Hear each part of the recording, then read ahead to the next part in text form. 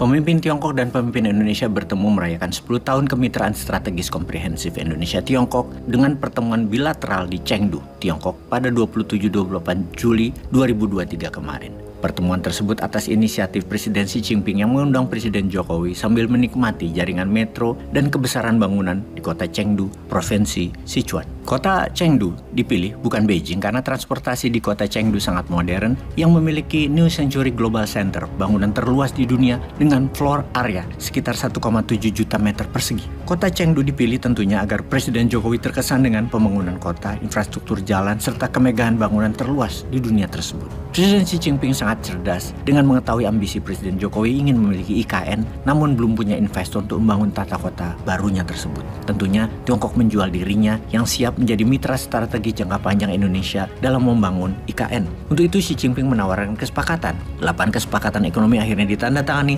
tanpa kehadiran Menteri Urusan Ekonomi terkait, yaitu minus kehadiran para Menteri Koordinator Kebijakan Ekonomi, Menteri Keuangan, dan Bappenas. Kesepakatan yang cukup komprehensif itu tetap ditandatangani. Di antara nota kesepakatannya adalah satu protokol tentang persyaratan pemeriksaan dan karantina untuk ekspor serbuk konjak atau porang dari Indonesia ke Tiongkok. 2 protokol tentang persyaratan fitosanitari untuk ekspor tabasir dari Indonesia ke Tiongkok. 3 rencana aksi kerjasama bidang kesehatan.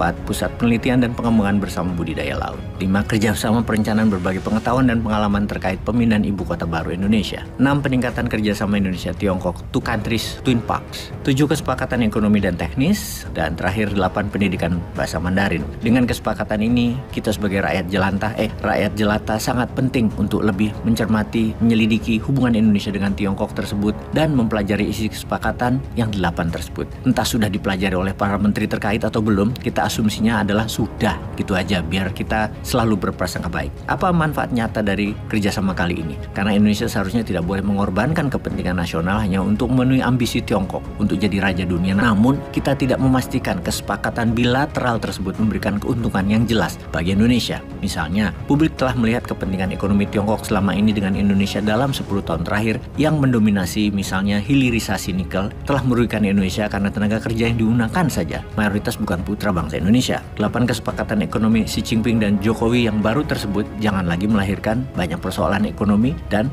persoalan sosial seperti utang baru yang dicontohkan dengan kereta api cepat Jakarta-Bandung, juga penolakan tenaga kerja pribumi di smelter hilirisasi nikel Tiongkok di Sulawesi dan Maluku. Karena secara sederhana 8 kesepakatan itu menimbulkan banyak pertanyaan. Kita uraikan pertanyaan masyarakat. 1 mengenai tepung porang. Ini kita mau diplokoto apa dengan Tiongkok karena kok kesepakatannya kayak dengan nikel ya. Pengusaha dari Tiongkok akan menjebuk ke Indonesia untuk kesepakatan pengolahan di sini. Petani tetap dapat 2.000 per kilonya supaya lulus karantina pakai perusahaan Tiongkok di Indonesia. 2, bubuk tabasir atau bigar bambu yang buat kolagen kulit cerah dan awet muda yang hanya ada di Indonesia tersebut bahannya yang kalau skincare pakai merkuri agar kulit cerah, namun seharusnya skincare itu pakai tabasir. Tabasir adalah masa depan skincare dunia. 3 kesehatan. Undang-undang kesehatan maksudnya gimana ya? Bagian dari rencana Tiongkok gitu.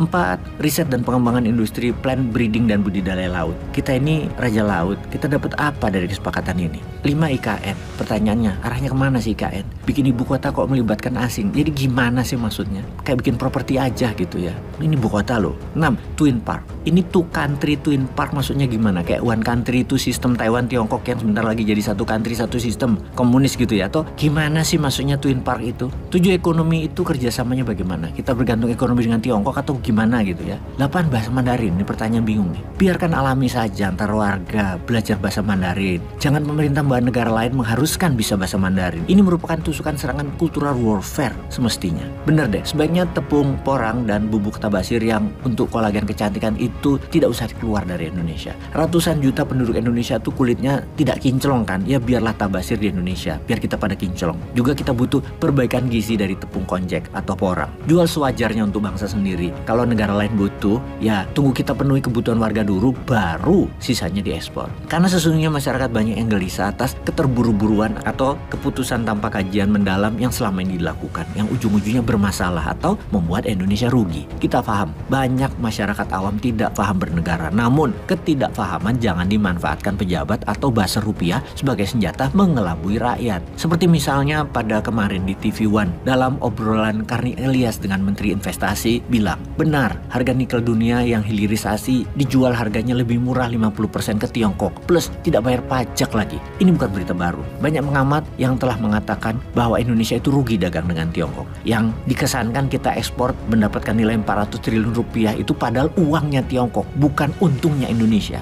Menurut Bahlil, Pak Menteri itu bayangkan, harga dunia itu $80, dijual ke Tiongkok hanya $35. Itu kan gila. Sudah begitu dapat fasilitas tidak bayar pajak selama 30 tahun. Anjir nggak tuh? Berkaitan 5 ton pengiriman ke Tiongkok yang tidak dicatat di Dirjen Pajak jadi selundup ke Tiongkok yang tidak pernah ditindak, juga tidak menuntut kita itu ke Tiongkok. Ada apa ini? Jelas pengakuan kerugian Indonesia yang $400 miliar atau 6.000 triliun rupiah adalah benar adanya dengan penjelasan si Bahlil ini. Sudah dirampok 6.000 triliun rupiah dari nikel, masa produk lain kita kasih lagi ke Tiongkok? Jadi tolong jelaskan manfaat 8 kesepakatan itu apa ya? Peace.